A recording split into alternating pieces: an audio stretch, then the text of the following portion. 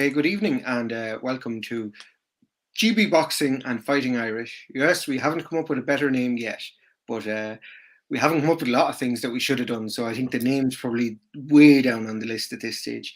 But this evening we are reviewing briefly, I have to say very briefly, last weekend's action, and we're looking forward as in the future, not forward as in with excitement to the weekend and the boxing in the Middle East and other countries like the United States. So with that, I'll introduce my guests as usual. It's the wonderful Adam and the inimitable Luke. So guys, the weekend, did you see the fights? What did you make of it?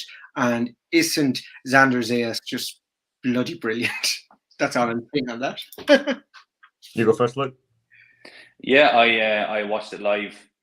The card wasn't the best, but Xander Zayas, he did what he was supposed to do. He did the business and got his man out of there, which is exactly what was expected of him, really. In style. Yeah, he can punch. Like he can certainly punch. He's got a lot of time on his side, which is brilliant. Yeah. And there's no need to rush him either, because offensively he's very good, but defensively he's not that great. Yeah, well, I mean, that's what they work on, because obviously, you know, that's his style. He wants to be attacking. Yeah, but you have to. So there'll come a day when someone hits back and exactly on the back foot, you know, so he has to temper that. Yeah, he has to work on stuff like that. But you know, bright future ahead for him. And then on to the main event. Teofimo Lopez. Thought he was a bit rusty. First few rounds, he started off a bit slow. I don't think he was expecting Campa to have the timing that he had as well. Campa's timing was awkward, but it was good. He was able to land when he threw. He didn't waste much, and he was there straight in front of Teofimo all night long. And that's one thing that he needed. And one thing that I was glad to see was he had a bit of a calmer corner. Like his dad was kind of saying, look, just box, you know, go to the body, use your jab, you're winning this easy, don't worry about it. And that's exactly what he should have been told in his last fight. Now, he got the knockout win in round 7. Ref stopped it. It was only going one way. Yeah. Campa did argue, but he would have ended up badly hurt. Yeah. Now, one thing I want to mention is I have a sneaking suspicion that he was injured, Teofimo. He wore those winning gloves, which I love because they have no logo. I love that old school boxing glove, no logo from the 80s kind of thing. But they're very soft, and usually fighters only use them if they've got bad hands or they're trying to not hurt their hands. And I think it was the former for him. I think he has bad hands. I think he hurt his hands in camp. And I think if he would have been wearing the puncher's gloves of Grant's that he usually wears, he'd have probably got Camp out of there a lot sooner. But maybe, like as you said, he was just back and he was getting into it, so maybe he didn't want to get him out, you know. So maybe that was perhaps he wanted to get the rounds in. I did hear, like you said, that there was suspect of an injury, but maybe they were drawing the same conclusions on the gloves based on you. But I did hear the rumors about that. And what do you think of Teo's kind of targets then? You know, he said he's going to take on 140. Has he a chance at 140? I think he absolutely does. I think one thing I was surprised at was the weigh-in that he came in 1.2 pounds under. He was 138.8 on the scales. That's still quite small. So it might take time to grow into the division more than he might have expected. He's only 24. So he could fill out in the next 6 months and be a lot of a bigger man. But yeah, I think he's got all the talent and ability and the punch to take on the 140-pound division. A lot of people are comparing his performance to Gervonta's versus Barrios, which is a fair comparison, I suppose, same weight and all that. But I think with Barrios, he came to fight a lot more than Campa did. And Campa was happy to stand there with his hands up, take punches on the gloves. And Teofimo had to break him down, you know. But yeah, I think he can definitely beat the guys that he mentioned.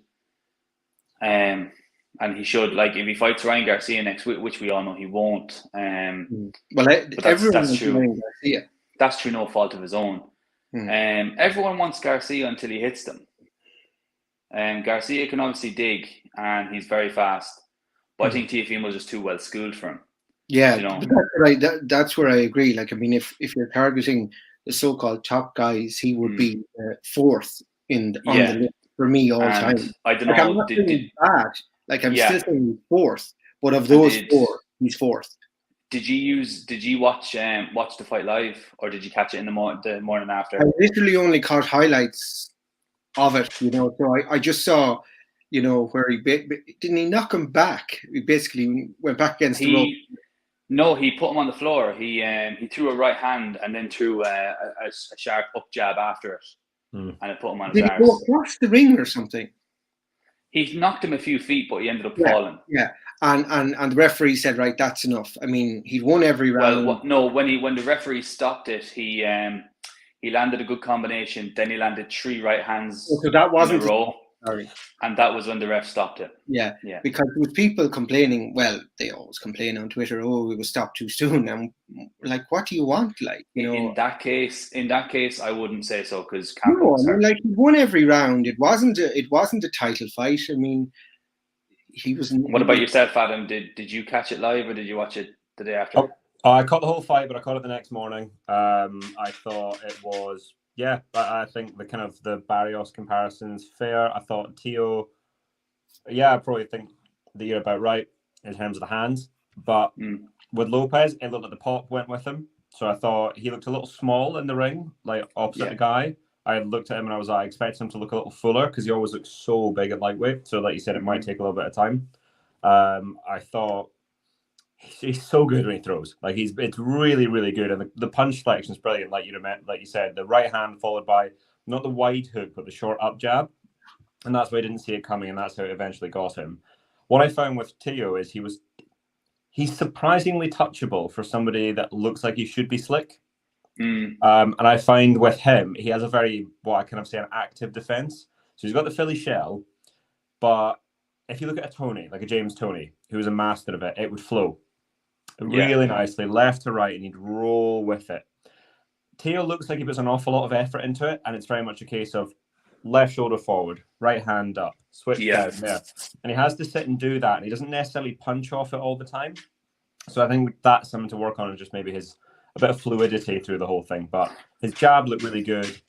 The size was the one thing. I don't think he gets Ryan Garcia next. I actually think it'll work out quite nicely for him. So I think with Josh about to fight Castro and then all the belts will go, what's going to probably happen is he's going to get a couple of fights at 140 before he has to face anybody major. And I think he's going to then get a chance to grow into the weight, and he might get a world title on the way. Like, he'll probably get a shot at a vacant title because of who he is.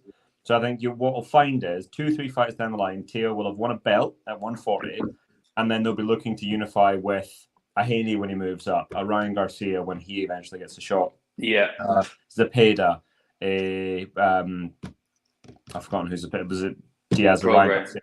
Prograis, that's the word. And I think that's the kind of one. I think at super welterweight, once Josh goes, if Regis Prograis can make the weight safely and still perform, I think he's the next best guy.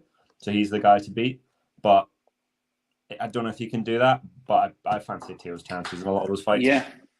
Like with Taylor, like you have Ramirez as well.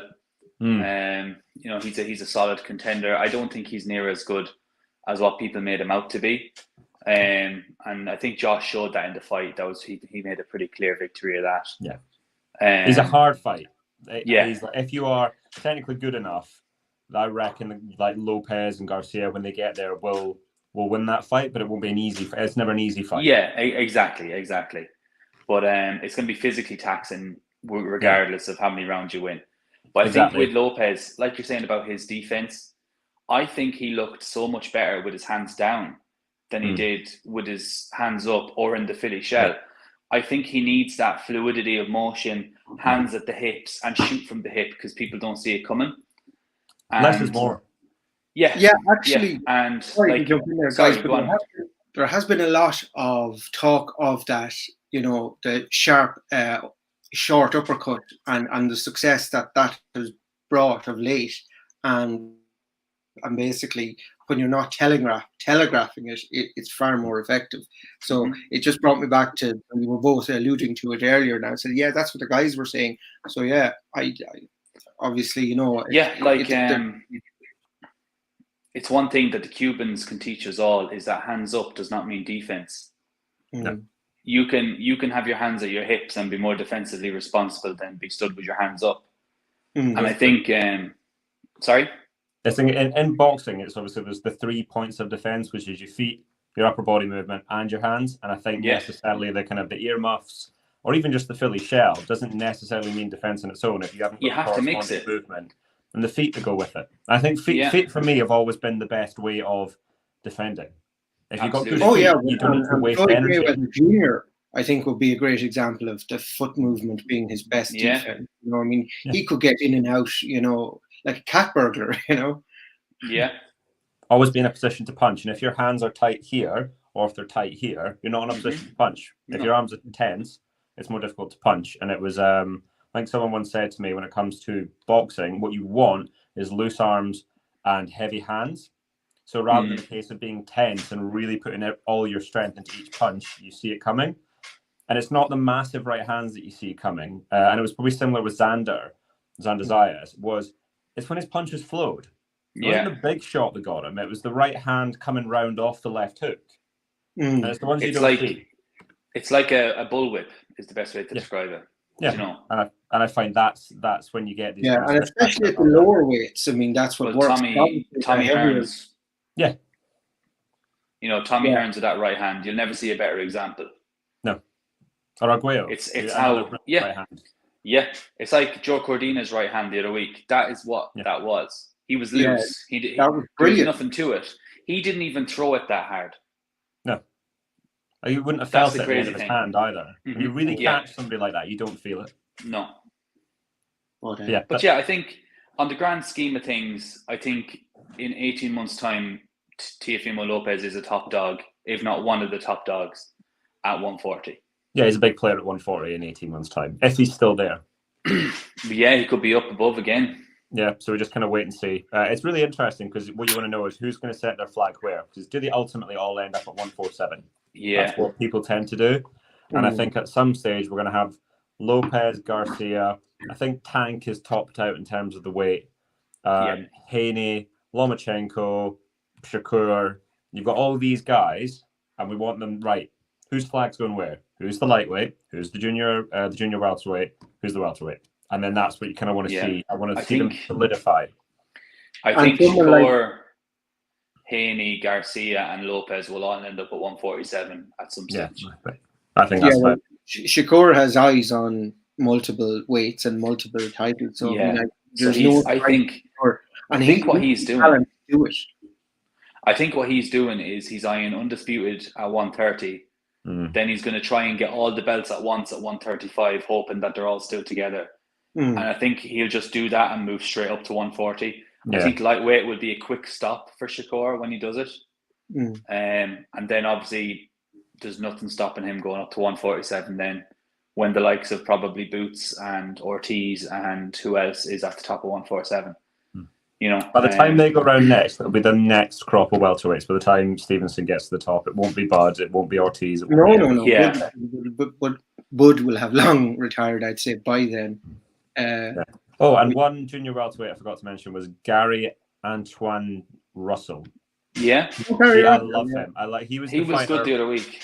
Yeah, he was good the other week. I just hope he keeps going. And again, if he keeps training, keeps developing, he's another guy that'll be a top dog at 140. He's excellent. The problem is with the Russells is the inactivity.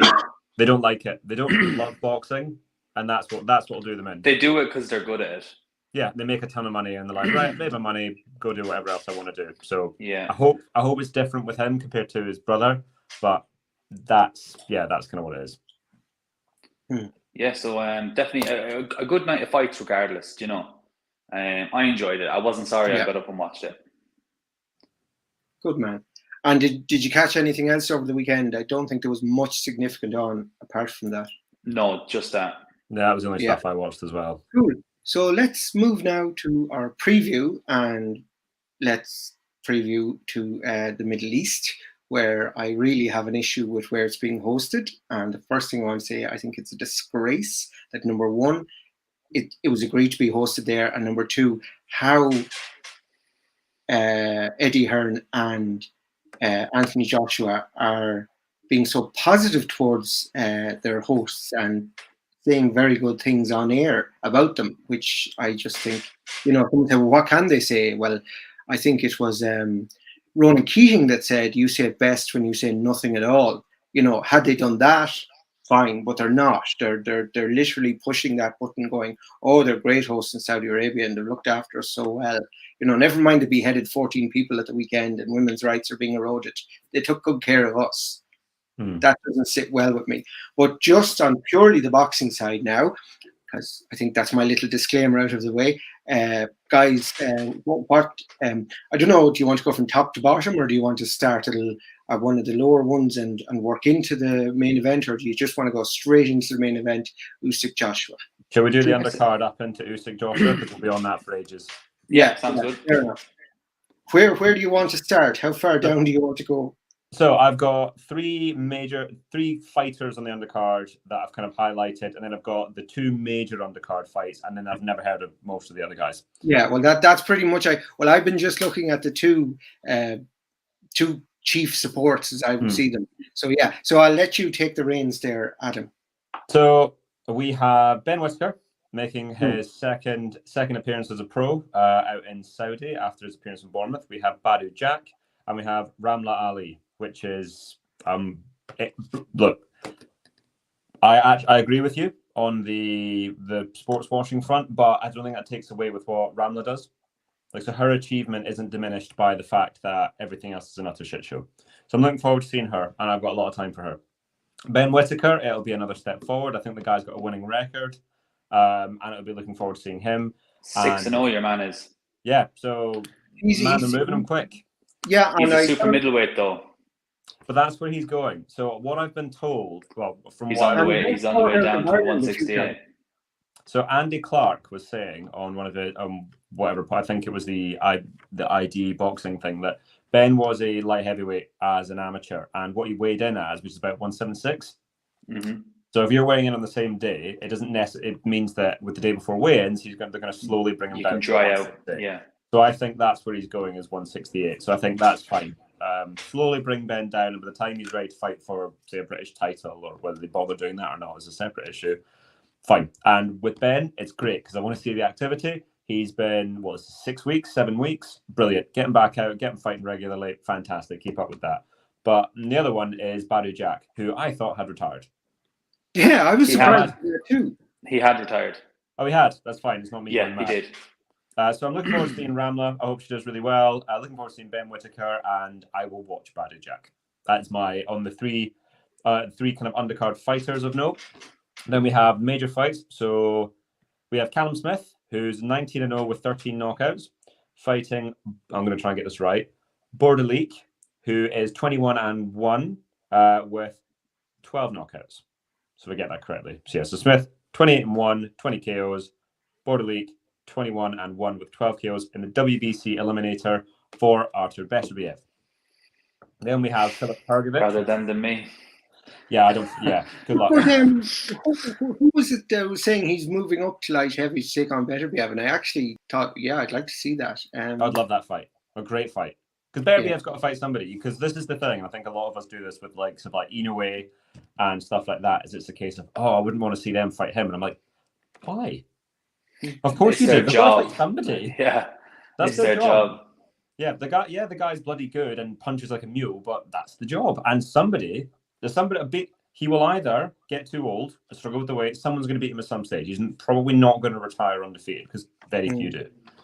Callum Smith is huge. 6'3", 6'4". He can punch. He's technically really, really, really good. And whether he was dead at the weight against Canelo or just a little bit out of depth in terms of the kind of scale of the whole thing, I really, really rate Callum Smith. I've liked him since he was a prospect, and I think he'll win a world title at light heavyweight. It might not be against Beterbiev, but I think he wins a world title if he sticks around. I don't think he'd win a world title against Beterbiev. No, but again, he's got 3 belts. He won't have 3 belts forever. It's the way boxing works. Yeah. And I think so. I've seen Borderleek twice. He's 6'1", solid southpaw. He is solid. The word is solid. Like he's passable in a lot of areas. He's hittable. That's the major problem in this fight. Is he's got the significantly weaker punch. He's a southpaw, which might give Smith some problems, but Smith throws a beautiful backhand. So I don't think he's going to have too much of an issue with it. And he's already been stopped. I expect Callum Smith to knock him out. I am expecting a Luke Blackledge style knockout yet again. Yeah, I think he's going to catch and counter with the left hook. Yeah, so and it'll be all over. So I think Smith wins by stoppage, and I want to see Smith fight more often. Man, this is ridiculous. I know this time around is for a better reason, because he had a kid and he wants to spend time with his little girl. So brilliant. But we need to see Smith fighting more regularly. I think he's fought once since Canelo, and that was 2019. No, I think it's a transition period with him and Buddy McGirt though as well. Yeah. So I think now that they're kind of fully melded together, I think we will see him more active. Yeah. So I think we've mentioned this before. The fight I would love to see Callum Smith in next, if he wins this one, is Buatsi. Yeah. Yes. That's the fight. That would be a super domestic fight. And Buatsi's, but if Buatsi has Buatsi, he's fighting Pascal. Like everybody knows he's fighting Pascal. He's not fighting Johnson. Why would he do that? I quite like Callum Johnson, but he's pulled out 4 fights in a row now. It's surprising he's the guy they're going to for the European title. And obviously it's Frank and Eddie. That's never happening. Okay. They've been offered. Sorry. Pascal could end up ripping up the script. Yep. He is not an easy night. No, especially when he's on half a pharmacy. Yeah. That's the truth. It's because that was it. It was Kovalev and Pascal, which appears to have people have forgotten. They popped for like 4 things, which was mad. But Pascal's a brilliant fighter. Really, really good fighter. And the thing is, he suits people that come to you as well. Yes. Those pesky Canadians. Yeah. He struggled. It's the right hand. Yeah, he struggled against the likes of Hopkins because Hopkins never came forward. No, and he couldn't get past Kovalev's jab. And I don't. Yeah, simple as that. I don't know if Buatsi will be able to do the same thing. Like I don't know if he's got that piston jab. Buatsi's a really good short mid-range puncher. Yeah, which is why I like the fight with Smith so much because they're both the same. Yeah, again with oh yeah, like him and Virgil Hunter though. Again, like I know we've already questioned Virgil Hunter's credibility as a coach, so to speak. I don't see where he's going to improve Buatsi. And I think for Ward, isn't he? I think so. But like against a guy like Smith who's been there and done it, like what Smith did to George Groves, for example. Yeah. Oh. Like that was stone cold. Yeah. Do you know? And I think if Buatsi gets hurt once against Smith, it's over. Smith is just a brilliant fighter, and he punches Smith throws such perfect punches. It makes me so happy to watch Smith catch, throw the left hook, throw the right hand, throw the uppercut. Smith is a really underappreciated fighter that we've got. And I love Buatsi, so that's the fight I would like to say, provided Callum takes care of business on Saturday. Then we have Hrgovic, the Olympic bronze medalist from the Rio Games. Yeah, the Croatian. Yeah. Versus Zhang in an IBF eliminator. And Zhang, I saw someone tweet this and I was like, this is actually quite good. Is he world-class heavyweight for 3 minutes and 30 seconds? And then he's done. I have not been that impressed by Hrgovic as a pro. I know nobody wants to fight him, but I've thought watching him from when he was really early on, he's regressed as he's progressed as it was. I expect him to flatten Zhang if he doesn't get caught. If he doesn't get caught in the first 3 rounds, he'll flatten Zhang. I remember Zhang fought Jerry Forrest or something like that. Yeah, Jerry Forrest, that's right. And he was not that good. And he looked the business. He knocked him down like 3 or 4 times in the first 3 rounds and ran out of gas. And Hrgovic, if he runs out of gas, will walk straight through him. Like I remember, this is no disrespect to Zhang now. I remember saying to one of my mates, Dave Allen had beat him. And I think Dave Allen would beat Zhang. Dave Allen, Canadian. If you could take his punch and just outlast him, it's there. Yeah. Like, it is there. Zhang is one of those marketing illusions, as far as I can see, which is they've gone, like, China's the next big market for everything, right? And they're trying to get China, and they did it with, I can't remember the flyweight. Zhu Shiming. And they did it with him, and he won a world title, and it was all there, and then they realized he's actually not that great. Yeah. As good as, and he was an Olympic medalist, like, he was legit. Zhang throws a beautiful left hand, a beautiful back left hand, and that is about it. And they have got him to 25-0-1 in a world title eliminator. It's brilliant. I just don't see him winning. Yeah, like all Eddie Hearn wants to do is get Zhang that world title shot and put him against Joshua in the crow's nest in Beijing. Yeah, that's what they want. But it's not going to happen. No, because they had to put him in he had to get credibility to fight Joshua, and he's not going to be good enough. And if I was Martin Bacoli, I would be kicking the door down to fight the winner. Yeah, this fight, absolutely. Especially after he beat Tony Yoka.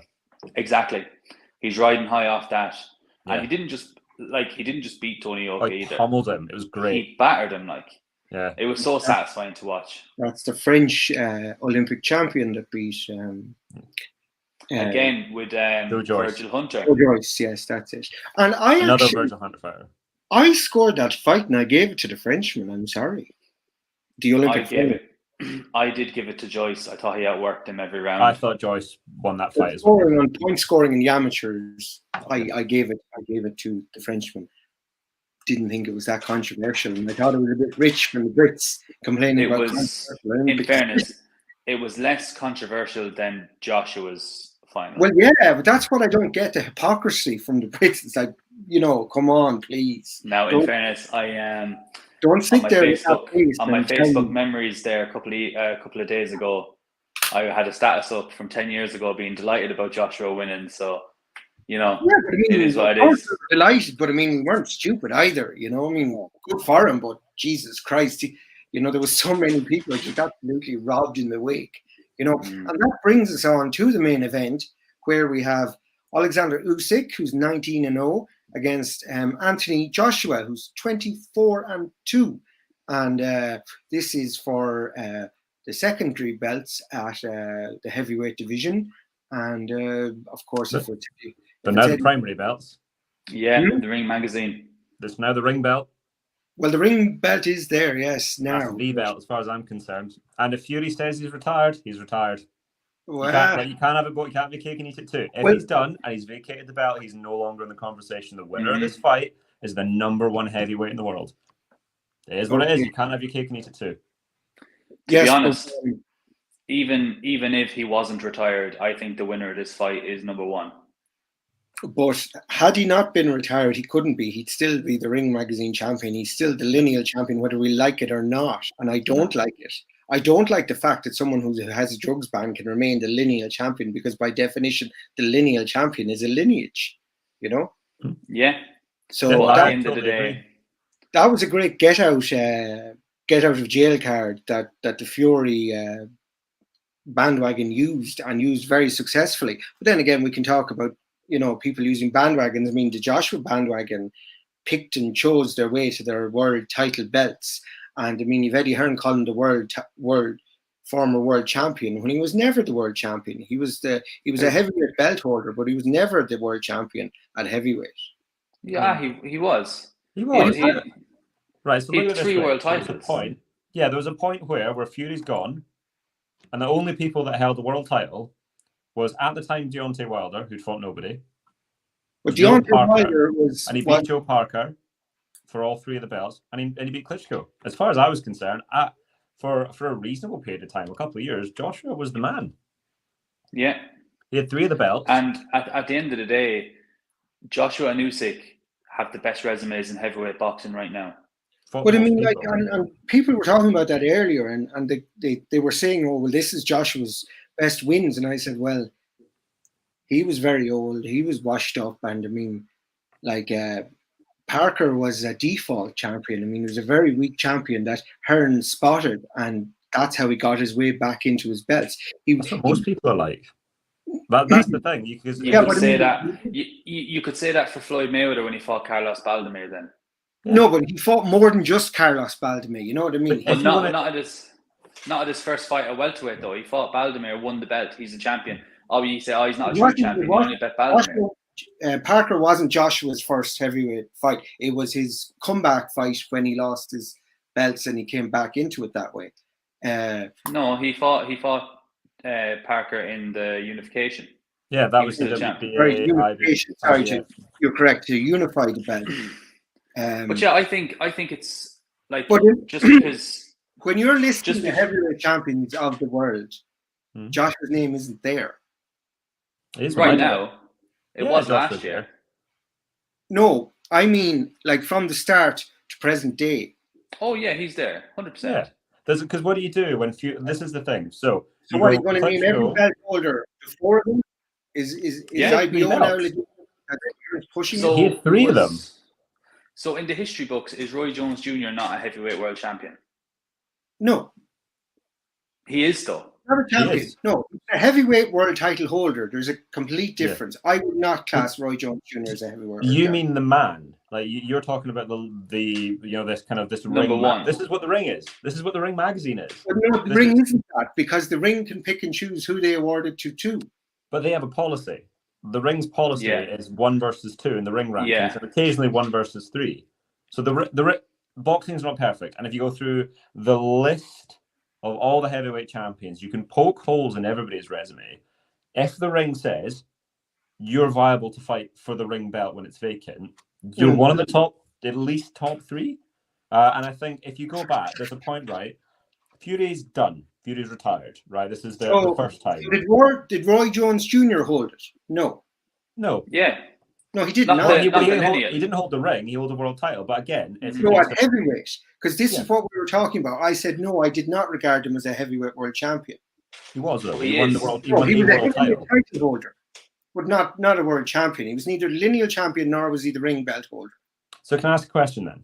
Yes. So when Canelo unified at 168, right?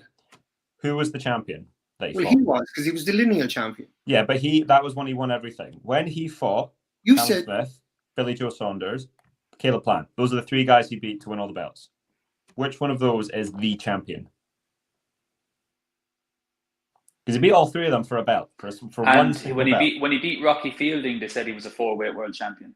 I didn't agree with that. That's a separate issue. No. But I mean, when you hold all the belts, you have to be by default. Yeah. Yes. But Anthony Joshua hasn't held all the belts. But when he say, for example, when he fought Billy Joe, right? What Adam's getting at is who was the man? But the man didn't exist. It was over. So So the question is, right? Are you saying that unless you hold all the belts, you're not a world champion? No, I gave the Provo. If you beat the guy that was regarded as the world champion, that makes you the world champion. If you hold a Ring magazine belt, you are the world champion. What's the word? I acknowledged that with you. I said, I conceded that point with you. I said that's fair enough, because in the main, the Ring magazine belt has been fairly untarnished. It was put up for grabs for some competitions that raised my eyebrows, but in the main, it's fairly untarnished. And then obviously the lineal champion are holding all the belts. I mean, they're the 3 criteria but there can only be one champion at any one time in any one division.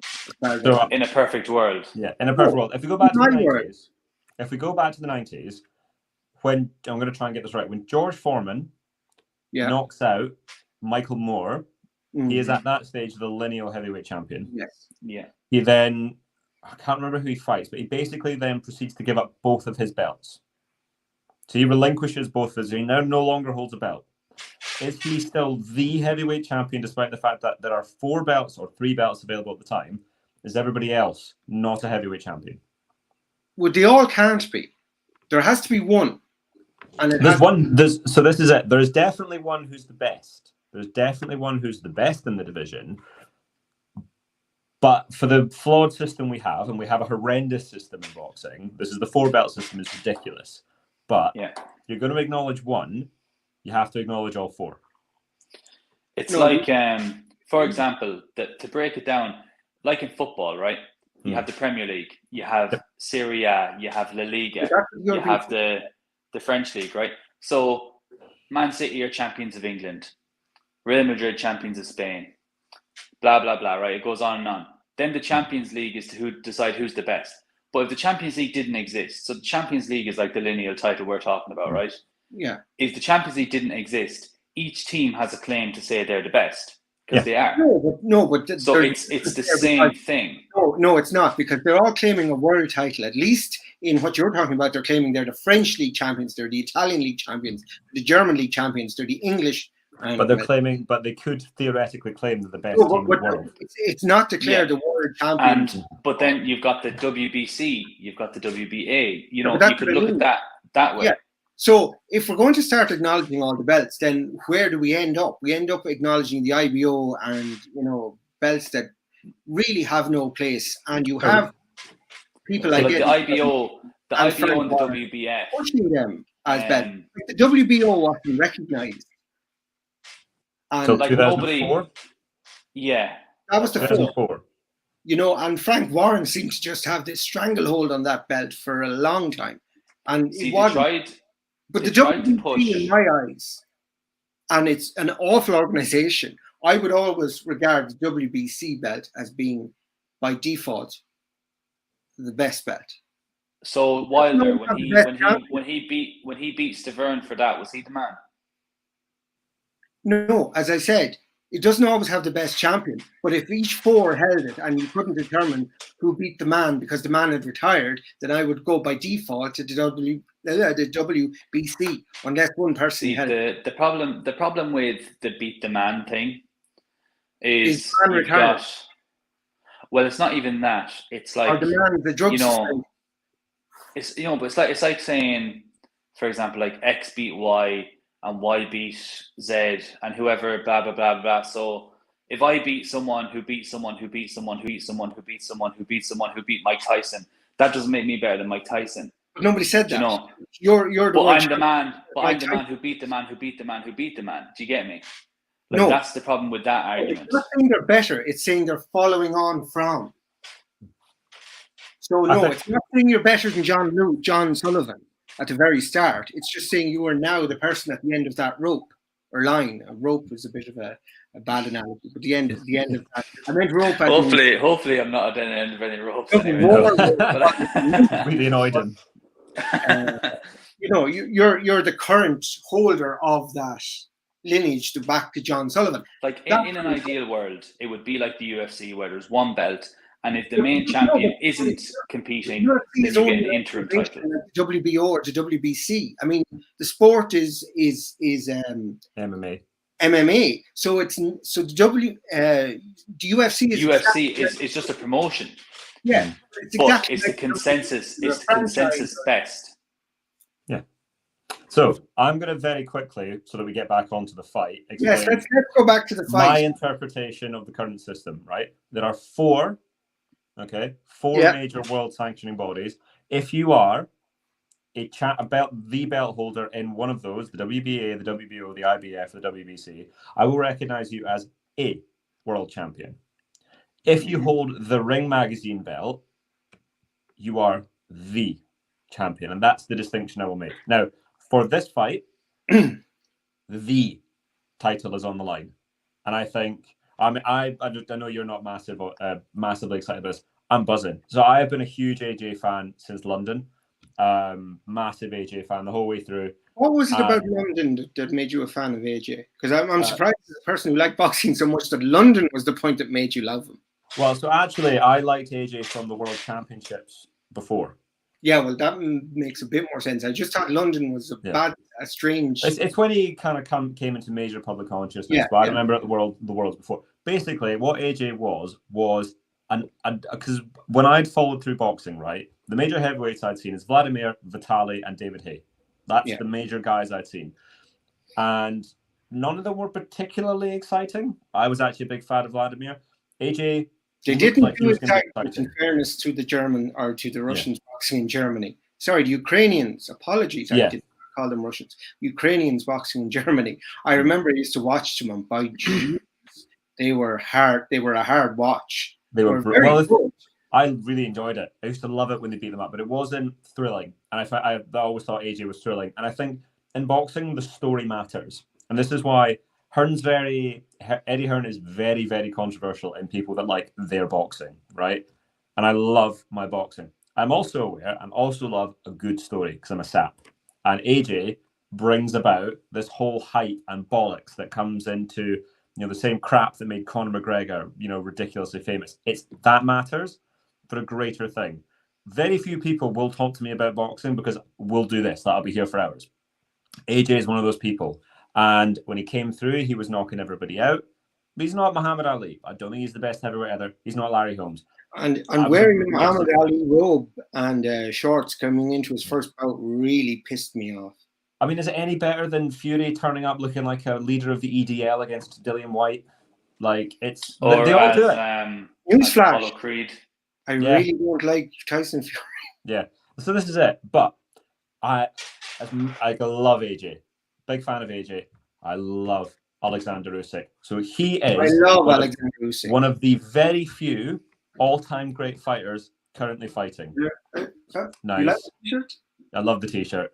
I love his Colors of Freedom t-shirt. It's brilliant. Really good. Yes. I'd love to buy that, but it was prohibitive, and I had contributed a lot of money to Ukraine and helped out there. But even then I kind of balked at that. I said I just won't go that far with the crazy. Quite a lot. And so the delivery from Ireland is fairly bloody expensive. Yeah, it's about standards, isn't it? So I'm going to quickly go through all the things that Usyk achieved. Gold medalist in London. Now, we can all argue whether we thought AJ deserved a medal or not. I think the three of us are in agreement that I don't think he won the final, personally. Right? Well, there was more than one fight he didn't win, but anyway. Usyk won. Usyk was phenomenal, right? Usyk has since beaten every single champion at his weight. He's the undisputed man, and he did it all the way from home. He did it brilliantly. I can't remember the guy who did it in the quarters. I think it was the big Polish lad, and he bought out Marco Huck. Beat him the kind of joint most title defenses. He then beat Bradis in one of the best fights I've seen. That was a brilliant fight. He then schooled Gassiev, and I loved Gassiev. He then put Tony Bellew to sleep. He then moved up to heavyweight. Took a little bit of time to go in. Last fight, so we need to talk about the first fight, was a brilliant fight. I think people forget this, so I rewatched it again this week. For 8 rounds, that was a brilliant competitive heavyweight chess match. You get to the end of the 8th, Usyk turns the heat up, he goes again, and that's when AJ struggles. He could not follow him 9, 10, 11, 12. Now, I found my old scorecard, and I think I had it 5-3 to Usyk after 8 rounds. It was competitive, but AJ was really good. But when it came you finished 9-3. 9-3. 117-111 to Alexander Usyk. That was my scorecard. Because I thought those scorecards were far too close. No, I had it 10-2. 10-2, yeah. So again, I had it 9-3 as well. But I mean, what was his name returning a score? I think he had 1 round in it. John Lewis, I think it was. Yes, he's crap. Right. It's like British judges. Like there's plenty of absolutely atrocious judges, but Usyk's brilliant. He's just phenomenal. He's not the Lomachenko that's just scaled up. He's a little different, but he's got fabulous hand position. His feet are brilliant. He's constantly pressuring you on that front foot pressure, making you work. And I think it's been said to death, but basically his job, you can be competitive with him, but you're giving it balls to the wall for every single minute of every single round, and eventually he's going to turn the dial up one more time, and you're just not going to be there. And that's what happened in the last fight. There were 2 pivotal moments in that first fight. The first one was 14 seconds in, when AJ is standing in the middle of the ring, and he's trying to set up the right hand, and Usyk smacks him square in his face with the left hand. Backhand, it was perfect. And you were like, shit, he's got his range like now and at that time. And then it was at the end of the 8th, and you come out in the 9th, and AJ and Usyk upset a little bit, and AJ can't go with him. And by the end of it, you're like, he's about 30 seconds away from being stopped. It's a brilliant fight. I think AJ is underappreciated for how good a heavyweight he actually is, but I don't think he wins this fight. So I'm going to spoil it and tell you exactly what I think. So I think he will get stopped in the late rounds. I think Usyk wins by KO in about the 10th. I am in full agreement with you there. Yeah, and like, I mean, I think I've spoiled it all week. I've been saying my score all week. I've gone for Usyk a KO in round 6 to 12 when he does it. It all depends on two things: one in Joshua and two in Usyk. You know, see their mindsets as well. Usyk's mindset in a fight and Joshua's mindset in a fight are the total opposite. And you think they should be the opposite because you think Usyk should be safety first, whereas Joshua should be, I'm going to fuck you up. Whereas in their last match, it was Usyk saying, I'm going to fuck you up. And it was Joshua who was safety first. Do you know, I think the two big differences between the two is, one, AJ is a phenomenal athlete who's been taught to box brilliantly, but it's still, again, a very active process for a lot of the time with AJ, which was very obvious in the first fight. I find. He boxes the amateur system in England, whereas Usyk he has to think about what he does. Yeah, exactly. Whereas Usyk is a natural flowing fighter. The second difference, which I think is really underplayed here, is the chins. Usyk, I've never seen Usyk hurt, other than in the amateurs for the body. He's got a phenomenal chin. Yeah, Turbiev did hurt him actually that time. He did. Yeah. He's been hurt in the amateurs, but since he's been a pro, I've never seen him hurt. And he's got a phenomenal chin. That's AJ's thing. I don't think he trusts his chin. And another thing about Usyk too, in the last match especially, but also against Derek Chisora, physically he must be as strong as an ox because he was not bullied by either of them. I don't know where people got this. Chisora gave him was close. Like, I thought he won a couple of rounds. I had that 9-3. Yeah, it was 10-2. I think I had it. I don't think it was close. I thought it was I've stopped listening to certain people when their country's fighters are fighting because they seem just blind to it. Like, at the end of the day, the likes of Fury calling Usyk a middleweight.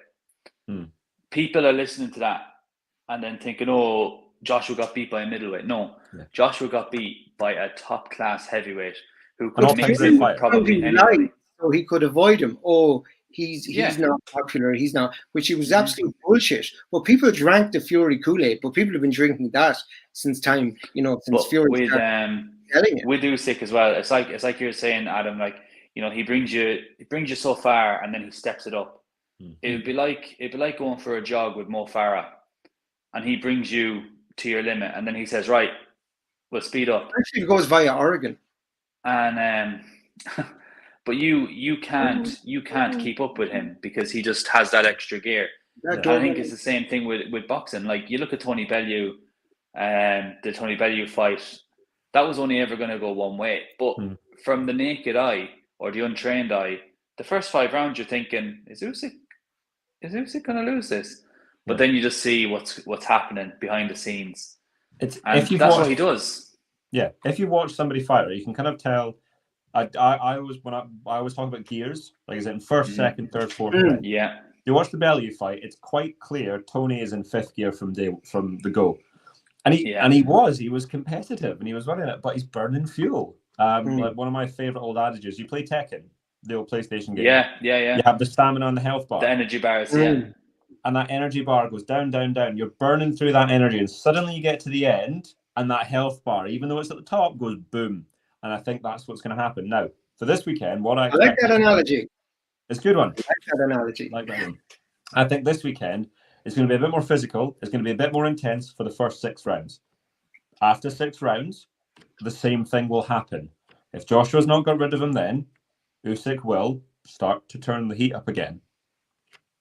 And again, I think what will happen is Joshua will come out of this with a lot of credit because he'll have given it a go. But I think eventually the gas tank just runs out. And here's one as well for you, right? He's changed trainer. We're going to have a different voice in the corner this time. What happens if he comes out in round 1, all guns blazing, Usyk catches him again with that left hand, Joshua says, fuck this, and moves backwards? Yeah. What's that corner going to look like before round 2? Is Garcia going to be eating the head off him? Is he going to be trying to G him up? Is he going to be, what's it going to look like? Because when Joshua gets hit in the chin, and I don't think he trusts his chin either, he's not going to take Garcia's advice and say, come forward. He's not going to be Maidana versus Mayweather. He's just not. Yeah. I think that's it. It's very difficult because people are like... I think there are people going to realise it wasn't Rob McCracken's fault he lost the last fight. No. I mean, I really Rob like McCracken's excellent. He's a fabulous. He's a No, I brilliant. really The work he's like done there. be thrown under the bus by everybody for that fight. This is what happens. It's the same with Do you know football. what McCracken does best? And I think it's his best attribute. Never mind how ready he gets fighters for the fights or how well schooled he has them. He is the coolest man you've ever heard in the corner. You'll never hear him raise his voice. You'll never hear him give too many instructions. He tells you the simple bits, tells you to do that, and go out and do it. That's why Froch responded so well to him, because it was simple, clear instructions. Right. Same with AJ. Someone who's not the most natural boxer in the world, but he can take simple instructions. And that's what he was able to do his whole career with McCracken. Now, with Garcia, I'm sure he will have new tricks or whatever, maybe a big overhand right or something. But surely new. But guys, at the end of the day, and it's been sitting with me since the first Ruiz defeat, and I felt AJ lost a bit of his mojo, I was calling it, and he seemed to be lacking it in the first fight against Usyk. Didn't seem to have any spitefulness or venom in him. You know, he really was. That's what the left hand in the first round did to him. So yeah. I have a slightly different take on this one, right? Again, your take's probably correct. I'm going to refer back to the 3 knockdown rule here, right? Yeah. Steve Kim uses a phrase, he got Rosario. Now, do you remember Hector Camacho? Mm-hmm. Yeah. Brilliantly entertaining fighter until he fights Rosario. Rosario gives it to him. Camacho was never the same fighter after that. I don't think it was the Ruiz fight that changed AJ. I think it is the 5th round in the Klitschko fight. Yeah. Where he's had Klitschko down, he goes balls to the wall and the gas tank hits 0. Yeah. And I don't think he basically goes, holy shit, what am I going to do now? In fairness to him, he dug deep. How he got up from that right hand is beyond me. I don't think, if you go back and watch the sequences of AJ's fights, he's ever been quite the same since the Klitschko fight. Klitschko. Yeah. So basically, we are agreeing, but we're disagreeing where it began. But I mean, I'm willing to concede that's how far back it was, because I'm just trying to identify what was the reason for this. You know, because that venom. I think it was the Paul Butlin fight where Adam. World Championship fight back in 1990, whatever. But I know. But no, like with Joshua, like going back to the Klitschko fight, one thing nobody can ever say about him is he doesn't have the heart of a lion, and he will carry on till he's finished. Oh, yeah. Do you know, he will fight till he's not fighting anymore. Yeah. And in the Ruiz fight, no, never. And like even in the Ruiz fight, the one thing that Joshua has, and do you ever see, like, this sounds kind of stupid, but do you ever see like a school bully when someone hits them and they kind of do that smile? Oh yeah, I'll get you again. Yeah. But when Ruiz knocked him down the first time, Joshua smiled. And I was thinking to myself, this is like the school bully. He's after getting floored. And he's thinking, oh, I've got you now. But when he got up, he didn't have him. And Ruiz just kept fucking pounding him. Yeah. And I think that bully mentality that Joshua had has kind of gone away from him here. Like, he had it against White. You seen when he had White hurt, he was taunting him. He was laughing at him, sticking his tongue out. He did it against Pulev. Same thing. Him and Pulev had a bit of beef, and that got him riled up. I think he has to have that kind of like dislike factor. Like I can't imagine the beating. Like I can't imagine the beating that Joshua was going to put on Miller that night. Oh my goodness! You know what I mean? That was a massive. I would have been fully behind Joshua. Oh, I'd have been telling the ref, let it go on more.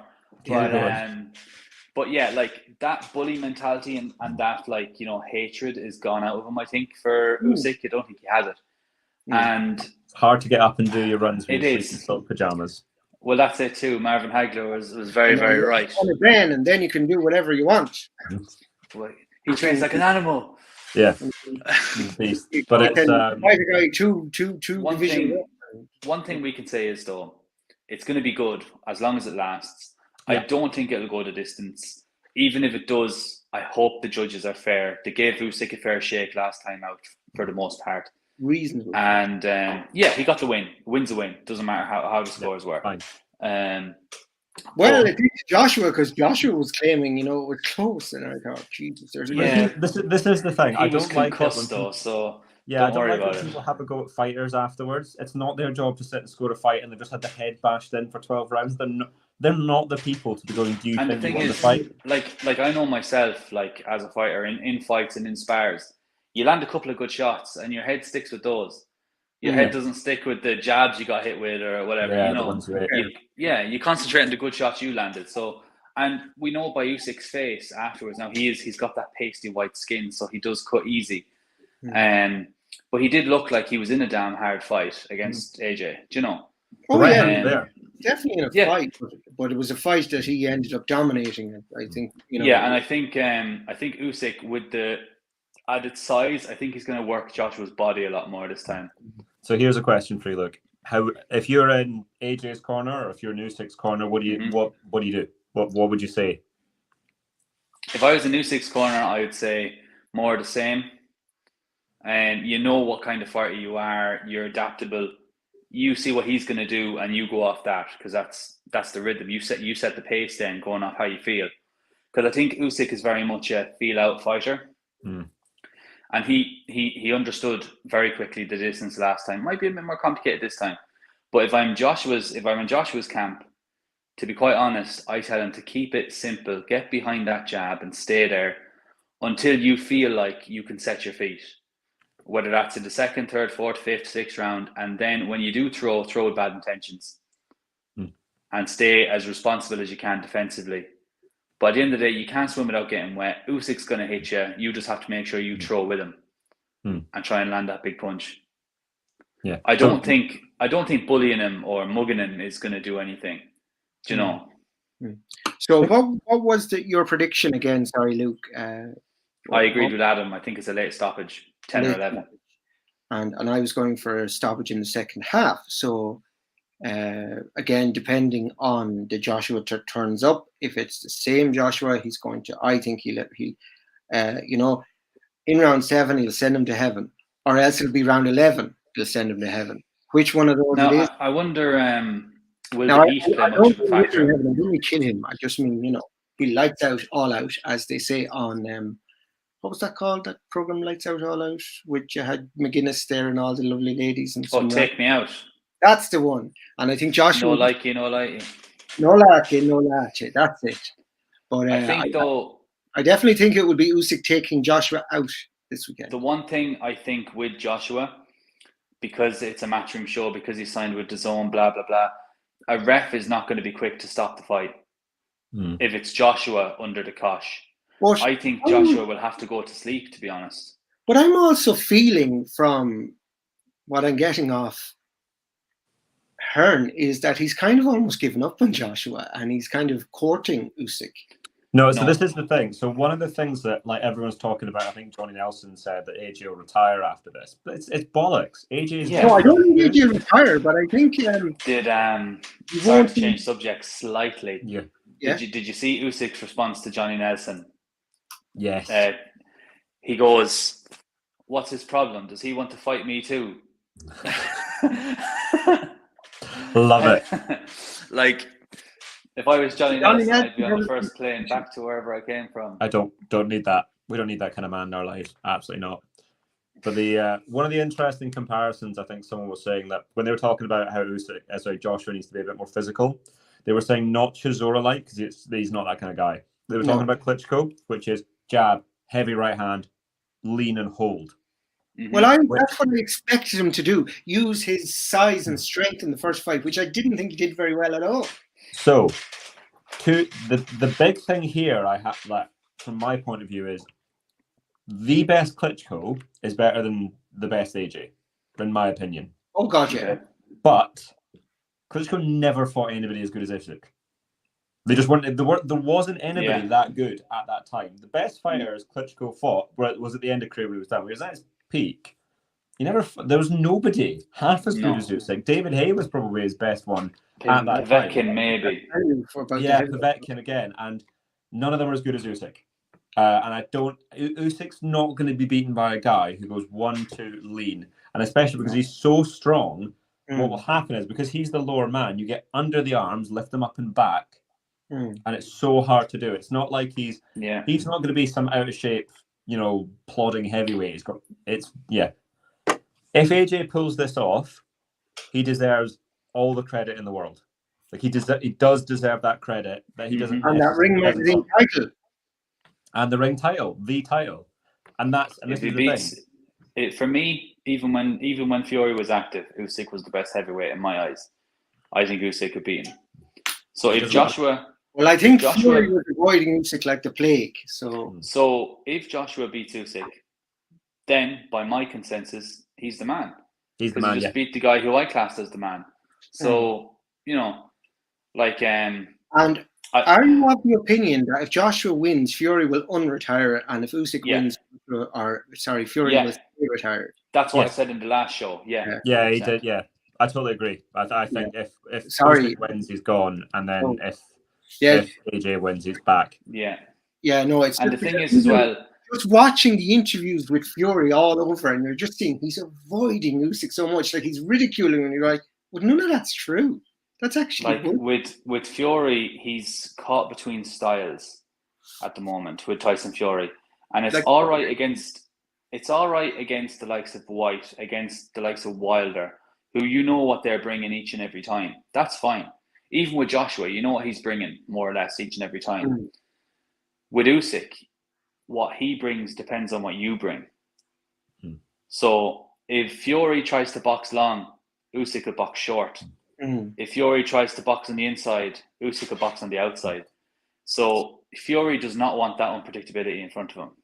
It's a really interesting thing because Usyk is what he is, which is he's a pressure come forward fighter. But the way he does it is so clever. He's so good with his front foot and he's so good with his lead hand. He will make you react, and how you react will dictate what he does. If you stand there and do nothing, he'll jab, shoot the left hand, and then he'll move. And he'll keep doing that. As you give him more, he will do more, which is why I think this weekend will be a bit better.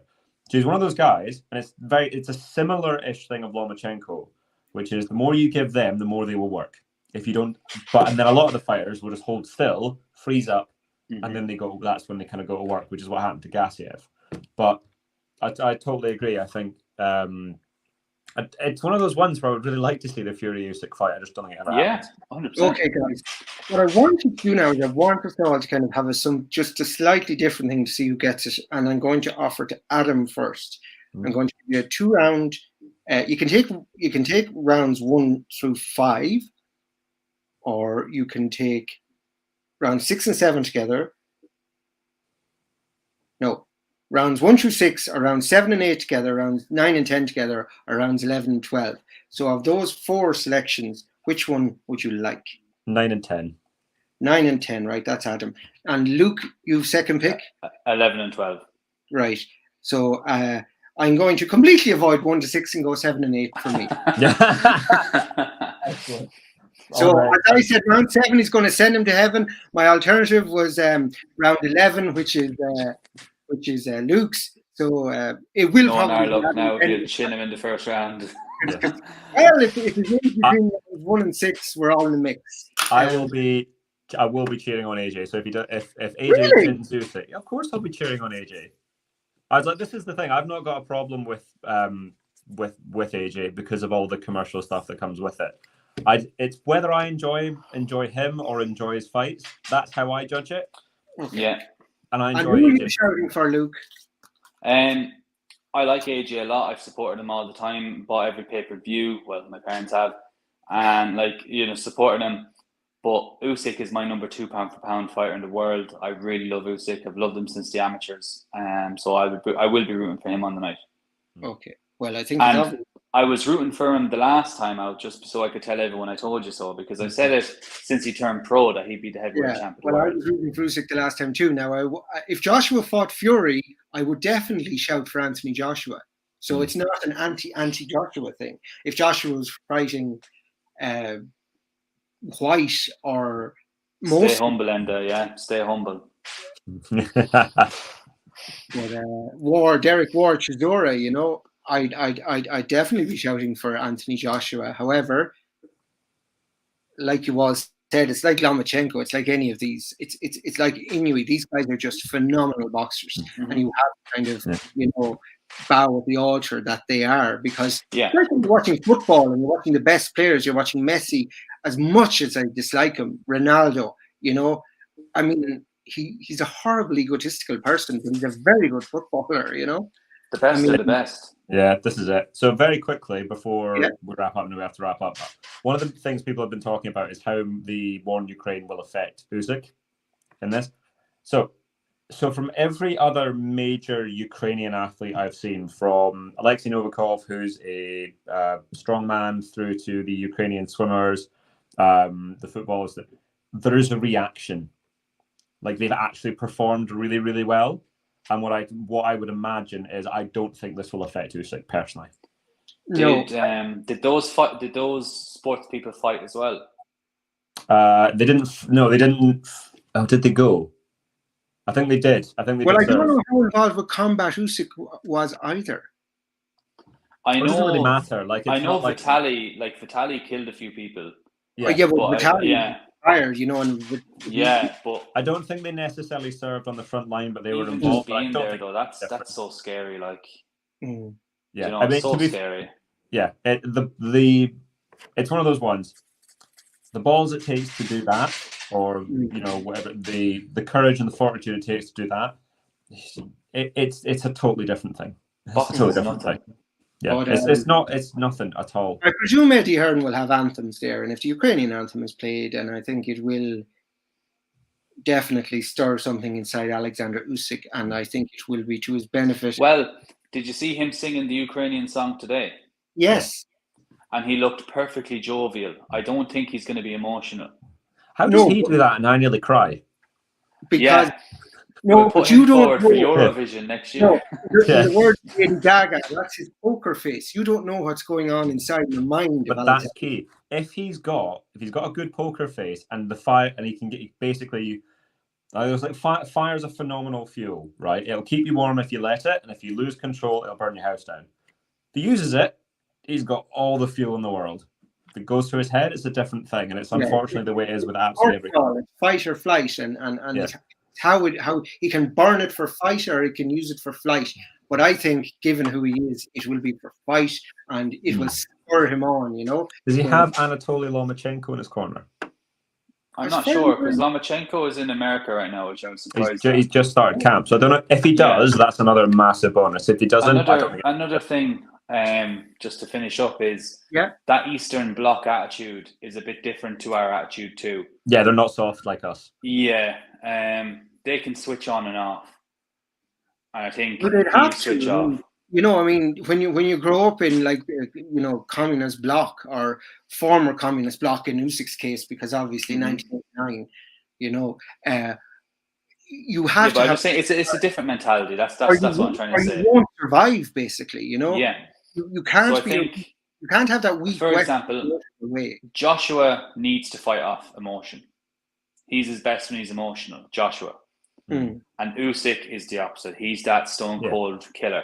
And I think he'll still be that stone cold killer on Saturday, regardless. I actually think that's one of the reasons why Fury wouldn't want to fight him, because Fury's brilliant at goading you and getting a reaction. Yeah, Fury is a wind-up merchant, and it's the charlatan meeting the truly madman. Like, it's when someone who's putting on an act turns up and he goes, "Oh, right, you're actually mental. Well, I don't need any of it."